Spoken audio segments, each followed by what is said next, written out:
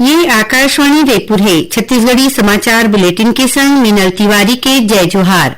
अब सुनो आज के प्रमुख समाचार।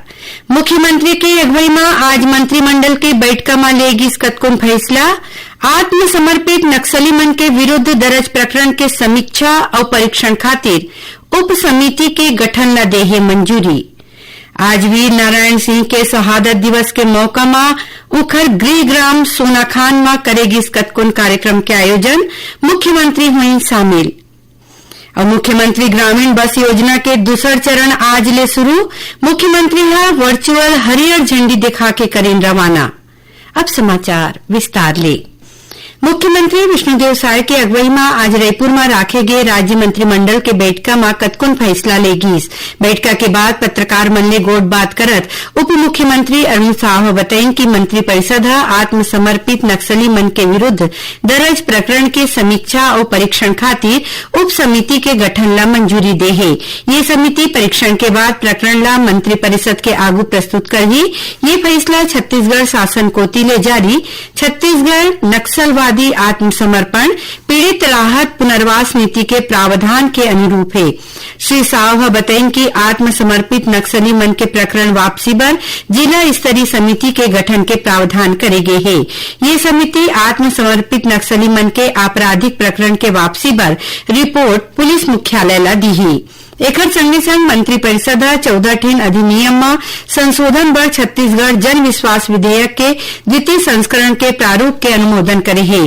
छत्तीसगढ़ देश के पहली ऐसन राज्य होही जिहे जन विश्वास विधेयक के द्वितीय संस्करण लाए जाथे। मंत्रिपरिषद के बैठक में प्रथम अनुपूरक अनुमान बछर 2025-26 के विधानसभा में उप स्थापन संबंधी छत्तीसगढ़ विनियोग विधेयक के अनुमोदन घलो करेगी। दीपावली ला यूनेस्को के मानवता के अमूर्त सांस्कृतिक विरासत के प्रतिनिधि सूची में दर्ज करे गए है।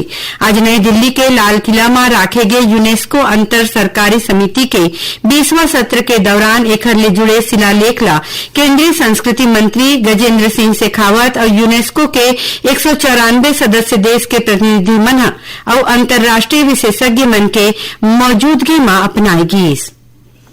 रेल मंत्री अश्विनी वैष्णव आज लोकसभा में दुर्ग सांसद विजय बघेल डहर ले पूछे गए सवाल के जवाब देवत छत्तीसगढ़ में रेल अवसंरचना ला मजबूत बनाए बर केंद्र सरकार के प्रतिबद्धता ला दोहराई। रेल मंत्री बताइन कि राज्य में पाछू 3 बछर में 5007 किलोमीटर के सर्वे के काम शुरू करे गए हैं। राज्य में खरसिया, नवा रायपुर, परमालकसा, रावघाट, जगदलपुर, गेवरा रोड, पेंड्रा रोड, बिलासपुर, झारसुगड़ा जैसे कतकोन परियोजना में काम चलत है। आज स्वतंत्रता सेनानी शहीद वीर नारायण सिंह के शहादत दिवस मनाए जाते। ये बेरा में बलौदाबाजार भाटापारा जिला में उखर गृह ग्राम सोनाखान में कतकोन कार्यक्रम राखेगी। ये कार्यक्रम के माई पहुना मुख्यमंत्री विष्णुदेव साय रही। ये मौका में मुख्यमंत्री शहीद वीर नारायण सिंह के चित्र में फूल माला चढ़ाई। एकर संगे संग कतकोन विकास काम के लोकार्पण और भूमि पूजन घलो करी।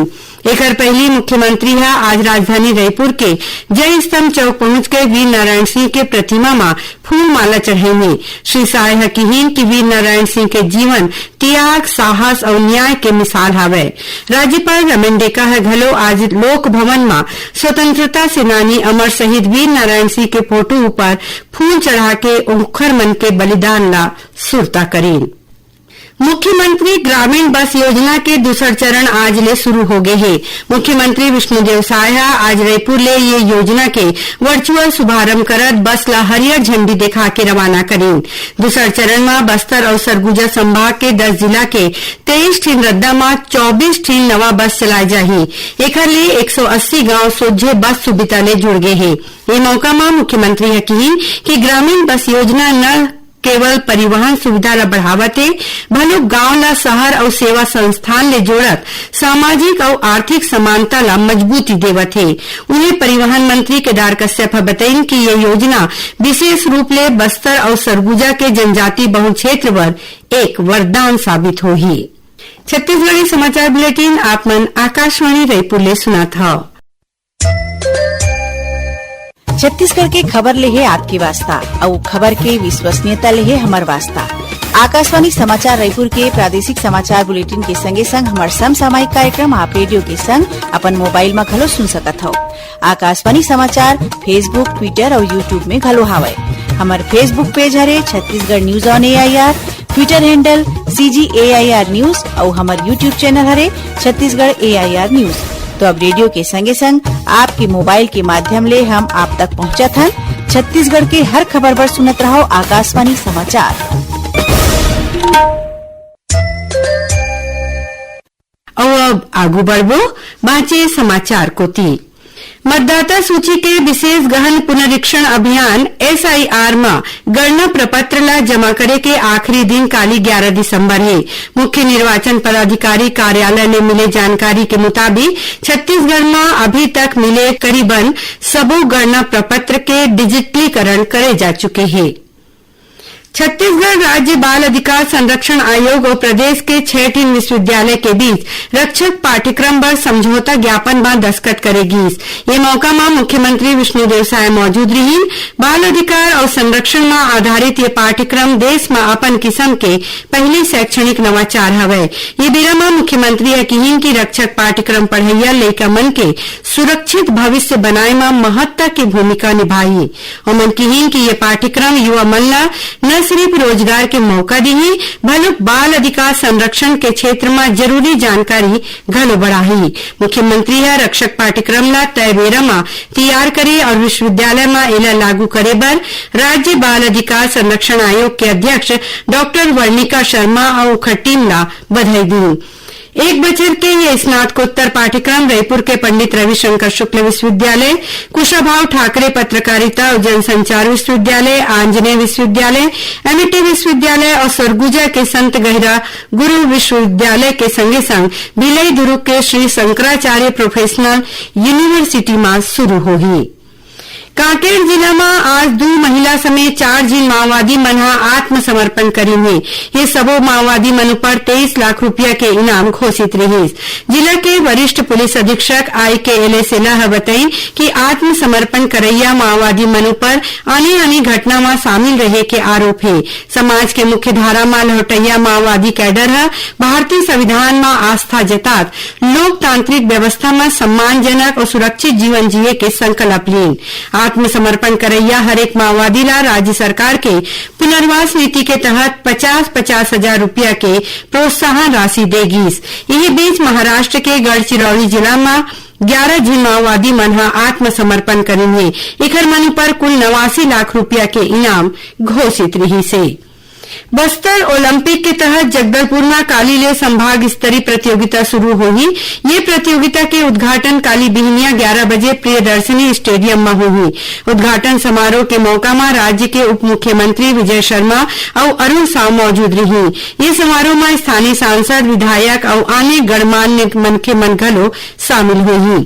3 दिवसीय ये प्रतियोगिता में जिला स्तरीय प्रतियोगिता के करीबन 3000 विजेता खिलाड़ी भाग ली। एमा करीबन 500 नक्सल पीड़ित और पुनर्वासित नक्सली घलो शामिल हुई। प्रतियोगिता में एथलेटिक्स, तीरंदाजी, badminton, football, hockey, weight lifting, karate, kabaddi, kho kho, volleyball और रस्सा खींच के मुकाबला होगी, जेमा जीतैया मन ला सम्मानित करे जाही। केंद्रीय मूल्यांकन बोर्ड कोतिले मंजूर नवा गाइडलाइन दर ला लेके राज्य सरकार है बताए है कि नवा गाइडलाइन दर ज्यादा सरल और वैज्ञानिक हवय। उन्हें पाछू कई बछर ले चले आत विसंगति ला दूर करे के प्रयास करे गए है। सरकार है बताए है कि कुछ एक जगह में ये भ्रम फैलाए जाते कि गाइडलाइन दर में ज्यादा बढ़वार करे गए है या दस्तावेज पंजीयन के काम बाधित हो गए है। फिर सही बात ये नो है। नवा गाइडलाइन दर 20 नवंबर ले प्रभावी हो गए हैं और ये बेरा में कांकेर जिला में करीबन 98 दस्तावेज के पंजीयन हो गए हैं। रायपुर के तेर अभनपुर में पुलिस के टीम गाड़ी तलाशी के बेरा एक ठन गाड़ी ले करीबन 16 किलो गांजा बरामद करे है। एकर कीमत करीबन 8 लाख रुपया बताए जाते। पुलिस ये मामला में 3 झीन आरोपी ला घलो गिरफ्तार करे है। आखिर में प्रमुख समाचार एक घाव फेर। मुख्यमंत्री के अगुवाई में आज मंत्रिमंडल के बैठका में लेगी कतकोन फैसला। आत्मसमर्पित नक्सली मन के विरुद्ध दर्ज प्रकरण के समीक्षा और परीक्षण खातिर उप समिति के गठन ला दे है मंजूरी। आज शहीद वीर नारायण सिंह के शहादत दिवस के मौका में उखर गृह ग्राम सोनाखान में करेगी कतकोन कार्यक्रम के आयोजन मुख्यमंत्री हुई शामिल और मुख्यमंत्री ग्रामीण बस योजना के दूसर चरण आज ले शुरू मुख्यमंत्री हा वर्चुअल हरियर झंडी दिखा के करीन रवाना। एक संग छत्तीसगढ़ी समाचार बुलेटिन ये सिरावत है। जय जोहार।